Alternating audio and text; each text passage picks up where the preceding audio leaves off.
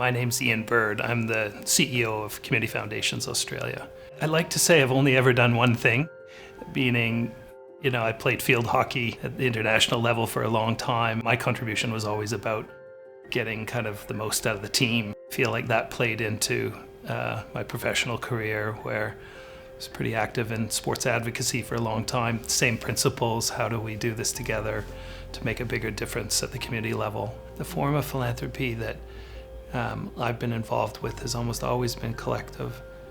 It's been community governed. It by definition is open and inclusive.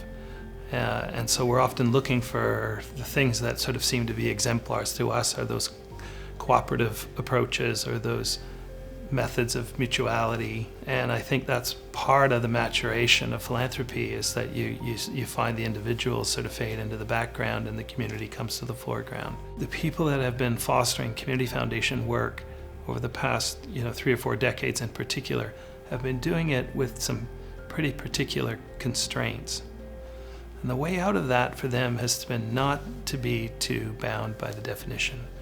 And so, more than any other jurisdiction around the world, Australia's community foundations are so heterogeneous. They have so many distinctive dimensions to what they are. They almost always reflect their community context, seeking the community's social license to pursue their activities. Their form of philanthropy is very much about the other and very rarely self-referential.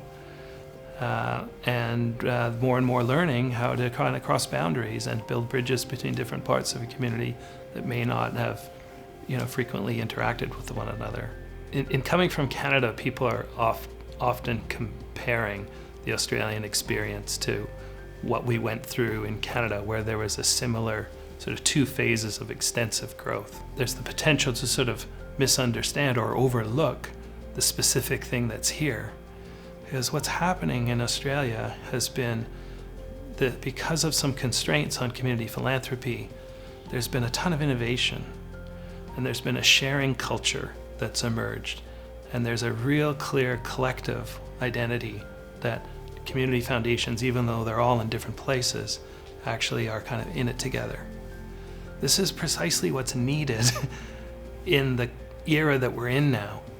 We're dealing with things like climate change and pressures on democracy and changing economic circumstances, new energy systems in Australia, a mindset that says we're going to explore equality, right, in gender and amongst other inequities in our society.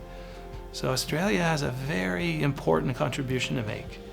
And so we're going to look back, I hope, and 10 years from now, we're going to say, when we went about building out the field in this chapter of community foundation development, we will center our work around gender equality. We'll center our work around climate. We'll center our work around income inequality and do something different. The opportunity that comes when you put a gender lens on your work.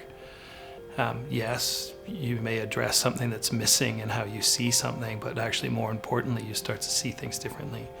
You bring a different gaze to an issue. You might address a problem in a different way.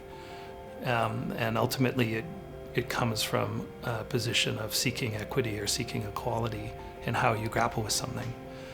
And my work's almost always been at the community level, and so you can understand how important that is. In the absence of bringing a gender lens to something, you get caught in a more singular lens that our society's normalized. It can be at the community level, it can be at the highest office, but it requires taking a different orientation and letting go of something for those of us that don't necessarily start with an understanding around an outlook on gender and gender equality. All the evidence is there to remind us that when women and collectives of women especially are empowered and enabled and draw together their own resources and are entrusted with resources that come from other places, and that the outcomes in community are stronger.